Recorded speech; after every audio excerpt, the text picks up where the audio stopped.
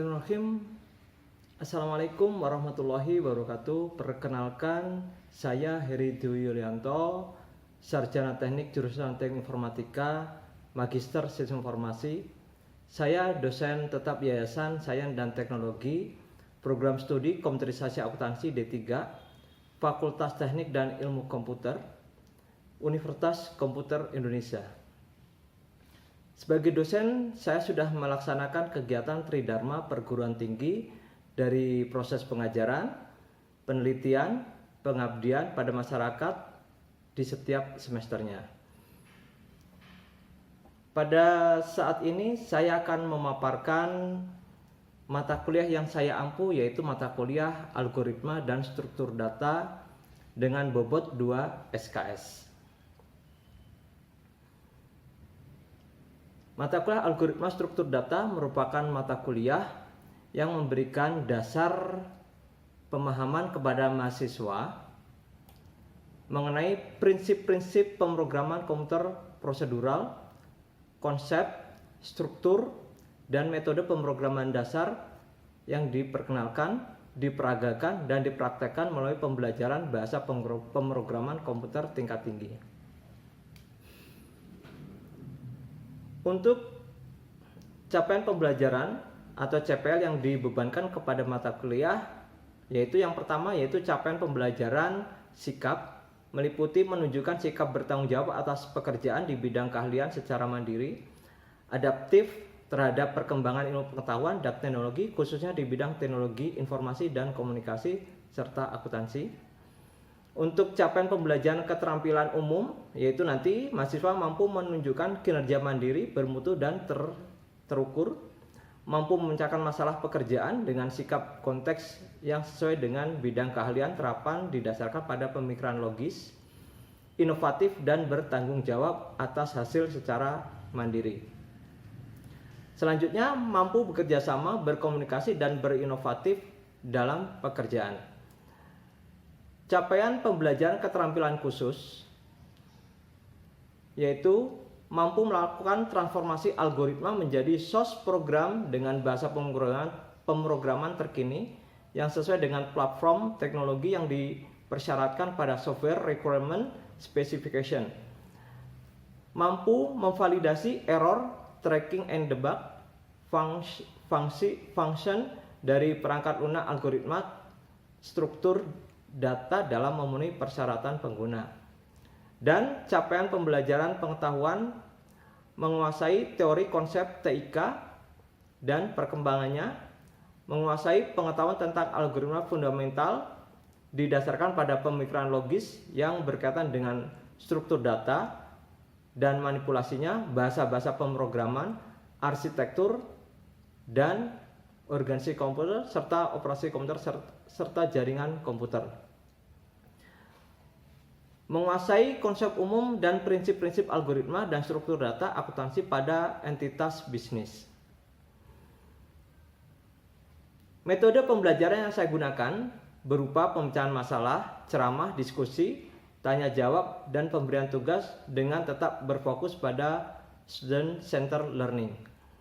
Untuk media pembelajaran yang digunakan berupa slide presentasi atau video dengan contoh-contoh studi kasus yang memudahkan pemahaman pada mahasiswa.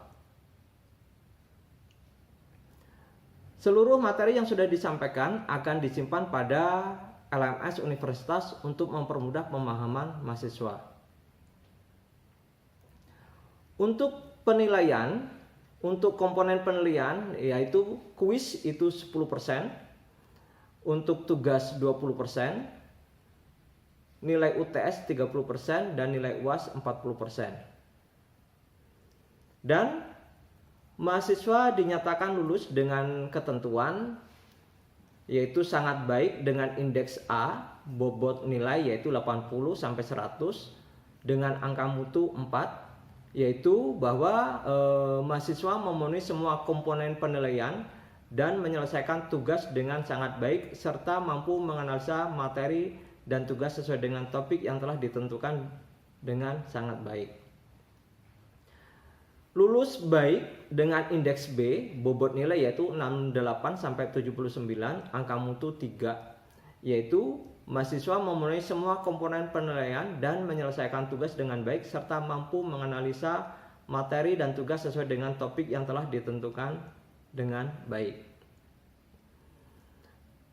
Lulus cukup dengan indeks C, bobot nilai yaitu 56 sampai 67, angka mutu 2, yaitu mahasiswa memenuhi beberapa komponen penilaian dan menyelesaikan tugas serta mampu menganalisa materi dan tugas sesuai dengan topik yang telah ditentukan dengan cukup baik.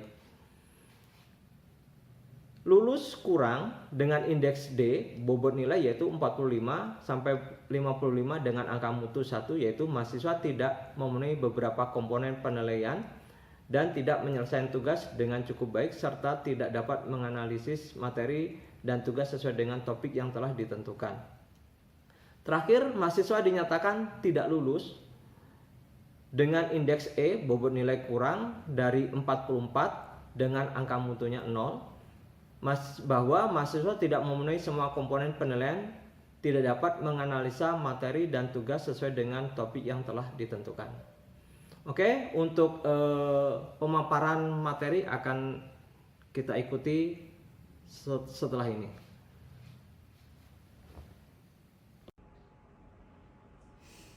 Oke, bismillahirrahmanirrahim. Assalamualaikum warahmatullahi wabarakatuh. Waalaikumsalam warahmatullahi wabarakatuh. Ya, selamat datang lagi dan berjumpa lagi dengan saya dengan materi yang baru, yaitu kita membahas materi kita array. Nah, array ya. Dengan array, apa yang terlintas atau tidak ada yang terlintas di pikiran kalian? Apa itu array? Pengulangan. Oke. Yang lainnya? Komponen data. Mungkin yang cowoknya?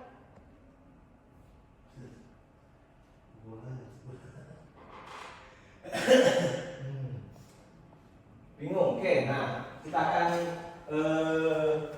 ulang terlebih dahulu.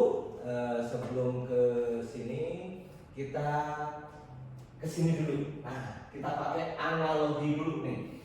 Kalau dulu variabel apa?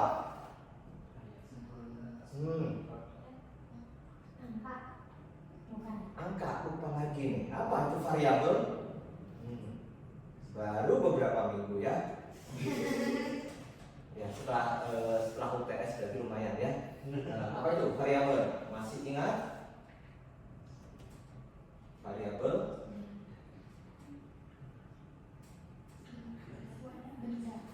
wadah, tempat penampungan.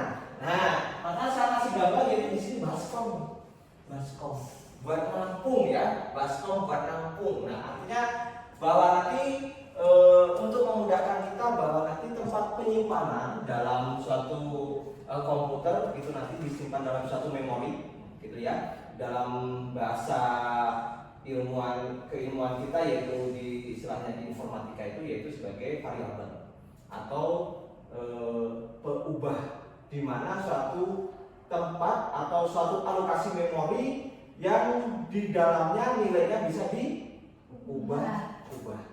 Nah, gitu ya. Nah, ini variabel gitu ya. Nah, oke, lanjut untuk gambaran array. Nah, ini array. Kita masuk ke array.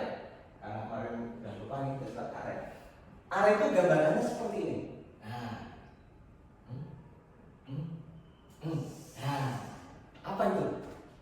Pakai bahasa kalian. Coba, apa itu array? Kak Rizky mungkin tadi mau angkat tangan berarti. Silakan. Kumpulan wadah. Oke. Nah, kumpulan wadah.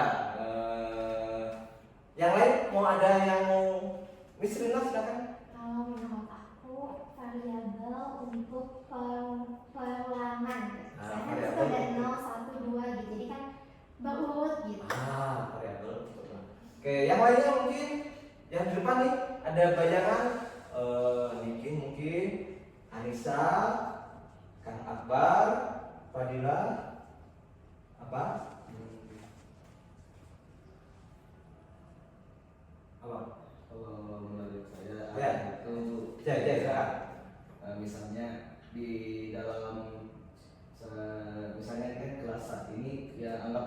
itu kelas 1, Ya. di sini kelas 2. Nah, Oke. dalam satu kelas itu ada kumpulan orang-orang. Nah, Nah, itu oke. data. Oke, kita ke mundur sejenak gitu ya, ke pengertian. Nah, ini ya. Nah, kalau pakai analogi belum kebayang, kita ke pengertian. Jadi pengertian dari array di sini bahwa array merupakan sekumpulan variabel. Kalau variabel tadi hanya satu, kalau array sekumpulan variabel. Jadi ada variabel. Nah, cuma kalau di array itu yang memiliki tipe data sama atau istilahnya data yang akan dicek itu nanti sama, gitu kan ya. Selanjutnya dan memiliki indeks Oke, nah tadi yaitu bahwa array sekumpulan variabel yang memiliki tipe data dan tipe data sama dan memiliki indeks ya. Dimana indeks ini untuk memudahkan kita untuk melakukan pendeteksian di kotak mana data kita 1, 2, 3 dan seterusnya. Tapi normalnya pada waktu kita membuat sebuah array di dalam bahasa pemrograman, baik itu di bahasa C, JS, PHP, normalnya indeksnya dimulai dari 0. Dari 0 gitu ya. Jadi indeks pertama itu normalnya dari 0. Pak, bisa nggak Pak kalau misalkan indeksnya kita dari 1? Bisa kita setting. Tapi normalnya yaitu dari 0. Jadi pada waktu kita mendeklarasikan bahwa saya mempunyai array yang panjangnya 10, nanti dimulai dari 1 sampai 10. Nah, boleh. Tapi kalau misalkan normalnya kalau misalkan 0, maka dari 0 sampai 9. Bisa dipahami ya? Oke, nah. Oke, kita kembali ke ilustrasi yang tadi. Nah, ini sebetulnya untuk memudahkan pada waktu nanti kita bisa melakukan misalkan pengurutan data, mencari data, ya, terus mencari minimum maksimum rata-rata. Ini biasanya untuk struktur data kita yang paling mudah itu menggunakan array. Jadi bahasa pemrograman yang dipakai sekarang yang namanya array itu tidak pernah lepas, selalu ada. Oke ya, nah kita akan tunjukkan contoh ya, ini contoh misalkan. Nah, ini contoh.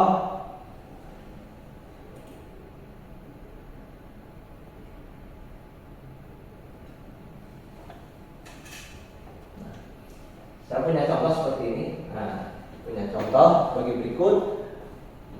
Dari penggalan flowchart, jadi kita kan sudah belajar flowchart kan ya, pakai bahasa pseudocode juga sudah ya. Kita akan yang paling mudah kemarin pakai flowchart saja. Nah, kita akan coba menggunakan flowchart. Nah, misalkan kita ingin dari flowchart nanti akan kita tentukan berapakah dari B, M1 dan M2 jika data array tampak pada tabel berikut. Nah, ini contoh misalkan saya punya array, saya beri nama laci. Nah, gitu ya.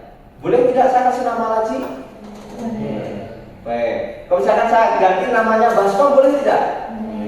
Boleh ya. Nah, artinya bahwa variabel ataupun array pada waktu kita melakukan coding gitu ya, harus diberi nama untuk memudahkan nanti pada waktu proses kita mencari data dan segala macamnya. Oke, nah ini contoh misalkan saya punya laci, dari laci 0 itu isinya 20, selanjut 5, 20, 7, 11, 9, 20, 30, 1, 5, 2, 20, 13, 15, 20. Nah gitu ya. Oke, ini dalam pikiran kalian terekam atau tidak? Kalau misalkan saya tutup, hilang ya? Iya.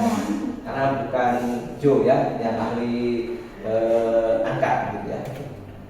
Oke, nah ini contoh misalkan, ini contoh saja ya penggalan. Nah ini contoh saya punya penggalan bahwa B diberi nilai 0, nilai awal 0, I yaitu 0. Nah ini pada waktu ada proses ini, kalau misalkan kita lihat gambar seperti ini, berarti ini gambar apa? Looping. ya, berulang. Oke, contoh misalkan I apakah lebih kecil dari 15? Betul atau tidak? Di sini I berapa? 0. Apakah I lebih kecil dari 15? Iya. 0 lebih kecil dari 15. Nah, nanti dia akan lari ke sini. Laci I diisi 20. Ini iseng saja ya. Laci I kita isi 20. Lanjut. Mohon maaf. Apakah laci I sama dengan 20? Iya. Jika dia akan ke sini. Maka B plus 1 gitu ya. Maka B plus 1. Awal B-nya berapa? 0. Nah, nanti dia akan B plus 1, maka di sini B akan menambah 1 ya. I plus 1 kembali ke sini. Apakah berarti I jadi berapa sekarang? 1. Nah, berarti udah bisa ya. Apakah laci ke 1? Nah, berarti ke sini ya. Apakah 20? Tidak. Maka I plus 1. Jadi yang ditambah apanya? I-nya saja. Berarti I sekarang berapa?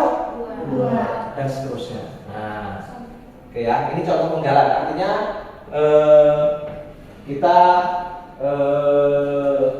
bisa melakukan pengecekan berdasarkan data seperti ini. Oke. Kita simulasikan. Anggap saja saya punya array namanya kursi. Nah, boleh kan dikasih nama kursi kan ya? Oke. Kursi 0. Nah, ini di kursi 0, berarti kan kursi di sini. Silakan duduk sini. Nah. Oke. Kursi 1 Fadila, kursi 2 Kang Akbar, kursi 3 Teh Anissa, kursi 4 Teh Niki, kursi 5 Teh Nisrina. Nah, gitu. Kursi 6 Kang Ajay. Jaki ya. Kenapa? Emang panggilnya Ajay atau Jaki? Jaki ya. Jaki ya. Nah. Oke. Nah. Berarti saya punya array namanya apa? Kursi. Punya array kursi gitu ya. Nah, tugasnya nih. Tugasnya kalian mengurutkan dari yang tinggi sampai yang pendek. Yaitu, bentar dulu. Jangan gerak dulu ya. Nah, mungkin agak geser biar agak memudahkan. Nah.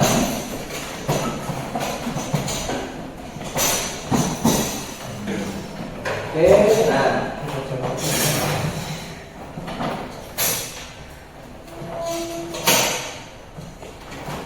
Oke, nah, urutannya, jadi pada waktu kita memahami sebuah algoritma itu, kita baca secara detail permintaannya apa, maksudnya apa, harus jelas gitu ya. Nah, saya punya kursi di sini yaitu punya array namanya kursi. 0 dari sebelah kaniski gitu ya. Nah, nanti diurutkan dari yang tinggi ke pendek. Nah, caranya bagaimana? Silakan kalian simulasikan. Berarti, nah silakan berdiri dulu gitu ya. Nah, lanjut gimana ya? Terus gimana ya? Iya, dari yang tertinggi ke pendek. Nah, cara mengurutkannya bagaimana kalian? Dibandingkan. Nah, siapa dulu yang membandingkan? Rizky. Oh, kan Rizky. Nah, silakan. Gimana? Rizky lebih tinggi dari Mila. Lebih tinggi Rizky. Tukar berarti. Tukar. Berarti ditukar kan? Iya. Iya. Oke. Terus gimana? Berarti dengan Fadila tidak ditukar. Iya. Terus gimana? Rizky lebih tinggi daripada saya. Tinggi. Apakah Fadila lebih tinggi daripada Akbar? Oh. Iya. Kalau nggak tahu Geser atau tukar? Oke.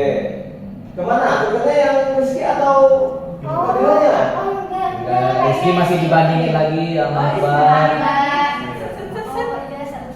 Nah, silakan ulang lagi. Apa tuh?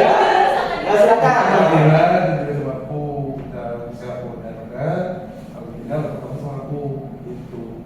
Nah, berarti Kang Rizky, apakah Akbar lebih tinggi daripada Kang Rizky? Jawabannya kalau iya, ke Iya. sini. Oh, gitu. Nah, silakan coba. Jadi tuker. Nah, tukernya gini aja langsung langsung aja. Cepat Fadila. Itu geser. Itu geser. Kalau tuker berarti tukar tempat. Nah, gitu, tukar tempat. Kang Nah, Rizky tempatnya Akbar. Kang Rizky. Iya, sini. Nah, terus berarti sekarang yang sebagai pembanding utamanya siapa? Akbar. Akbar. Berarti harus membandingkan dong ke Kang Rizky lagi, ke Fadila atau lanjut? Nggak tahu. Iya. Nah, Oh iya, Kang Rizky. Terus ini dijawab gitu. Oh iya, Kang Rizky kan tadi salah. Kan dulu. Nah, Nggak tahu. coba sekarang langsung tanpa pakai logika. Coba logika. Yang silakan. Silakan. Kan ini kamu. Silakan duduk lagi. Oke, terima kasih. Nah, artinya apa?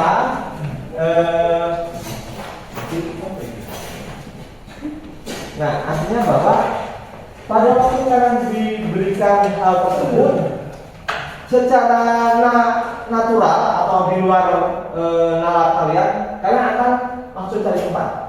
Nah, di algoritma itu harus kita tata. Caranya ditata, yaitu step by step. Masih ingat apa itu algoritma? Apa itu algoritma? Nah, lupa ya. Semester 1. Apa itu algoritma? Semester 1 pertemuan 1. Nah, apa itu? Langkah-langkah sistematis. Langkah-langkah sistematis. Terus? Terstruktur menyelesaikan suatu masalah. untuk menyelesaikan satu masalah. Nah, itu 100 berarti listriknya ya. Artinya apa? Bahwa di mana algoritma itu mengasah kita untuk bagaimana memecahkan suatu masalah itu secara sistematis dan logis, masuk akal. Jadi kalau misalkan nggak masuk akal itu yang dalam tanda kutip. Nah, di belakang teh Anissa siapa? Nggak ada Anissa. Ini belakang situ. Nggak ada, Pak. Yakin? Yakin. Nah, Yakin, Pak. nah seperti itu ya. Artinya kalau misalkan tidak logis itu tidak bisa dinalar. Artinya itu hal yang tidak bisa dibagikan ke orang lain. Artinya nanti algoritma itu bisa dibagikan ke orang lain. Seperti itu, gitu ya. Itu studi kasus untuk gambaran array hari ini, gitu ya. Terima kasih atas waktunya. Sampai ketemu lagi. Kita akan membuat studi kasus untuk pemrogramannya, gitu ya. Jadi nanti penerapan array dalam pemrograman. Oke. Akhir kata, wassalamualaikum warahmatullahi wabarakatuh. Waalaikumsalam.